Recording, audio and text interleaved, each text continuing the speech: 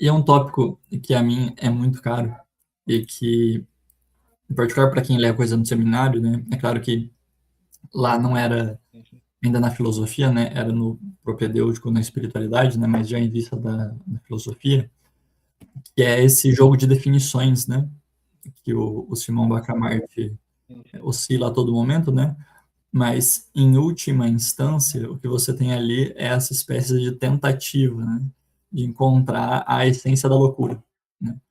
E que, ainda que Enfim. possa não ser o tema principal, que seja, que não seja, é pelo menos um tema forte, né?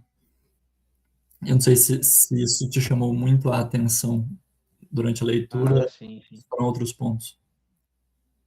Ah, claro, claro. Uma coisa que é muito interessante é que logo após dele comunicar ao Crispim a sua empreitada ou seu interesse, então ele diz que não há nada mais digno para um médico do que estudar a alma humana, nesse caso a loucura. E essa frase eu acho que assim muito interessante, porque de fato é verdade. Por um lado é verdade, porque não há nada mais nobre do que você compreender a alma humana e não sendo gnóstico, né? Nem maniqueísta, É. sem cair nesse extremo, mas pelo fato da alma, de fato, ter o seu lugar na hierarquia das coisas, mas, por outro lado, essa busca frenética de compreender a essência da loucura. Tanto Aham. que, assim, ele percebe os mínimos movimentos das pessoas, então você percebe que ele é estritamente observador. Então, aquele mínimo movimento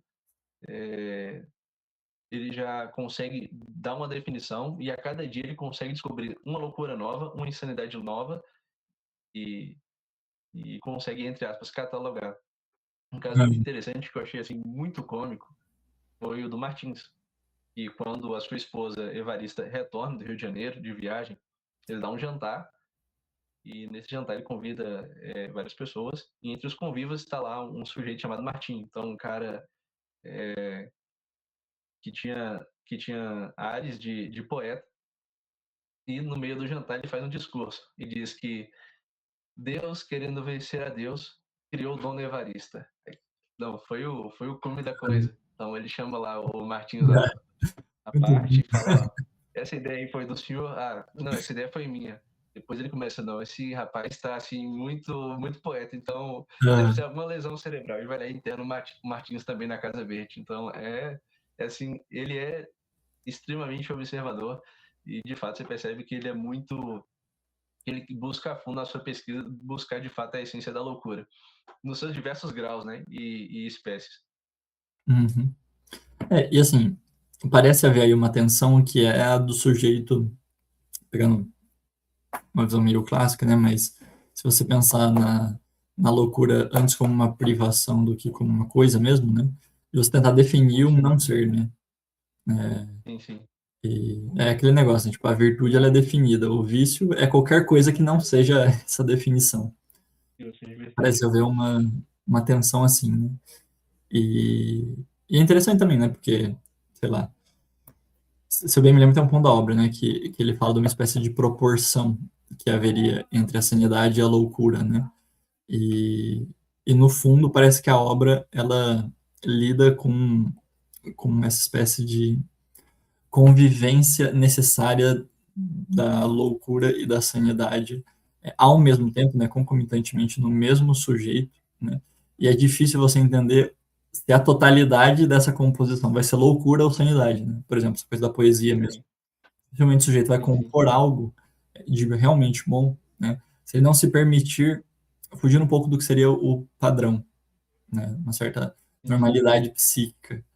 Mas até que ponto essa fuga, pelo menos no momento de composição, caracteriza o sujeito como um todo, como um louco, né? sim, sim. E uma coisa muito, muito bacana é porque quando as pessoas começam também, de fato, a venerá-lo e falam, não, o senhor é perfeito, né? Ele começa a se questionar, fala assim, caramba, será que eles me consideram tão perfeito assim, será que de fato o louco são eles ou sou eu, né? Então, como o senhor falou, ele não consegue delimitar muito bem entre a razão, essa linha tão tênue da razão e a loucura, né? Ou que separa ambos. E quase como um pêndulo, né? Então, vez por outra pende para um lado racional e por outro vai para esse lado assim quase que insano mesmo. Aham. E tem um negócio que é uma coisa mais técnica, né? Mas que é o fato dele não saber muito bem o que é uma essência, né? É, pode ser um negócio Sim, meio, sim, meio apartado comentar nesses termos uma obra assim, mas é verdade, tipo assim, igual tem uma hora lá que ele começa a afrouxar os critérios, né? Ele começa a ver que muita gente entra na Casa Verde. E aí ele começa a pensar que talvez a loucura não seja a exceção, mas a regra, né? E sim, aí ele dá uma segunda virada de critério que é, não, então talvez se todo mundo está sendo preso, talvez a verdadeira loucura seja a sanidade, os sãos que estão fora, né?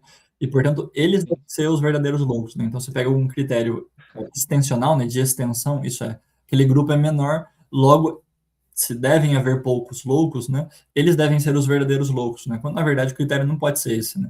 O critério sempre tem que ser intencional, né? De você realmente olhar para a essência do que seja a, a loucura, né? Se é que a tem, e jogar com base nisso, né? Mas você não o vê absolutamente tentando definir a loucura, né? sim, sim. Pelo menos não no sentido clássico, né? É sempre uma coisa um pouco, como dizer, como se ele estivesse jogando com as impressões de loucura dele. Sim, sim.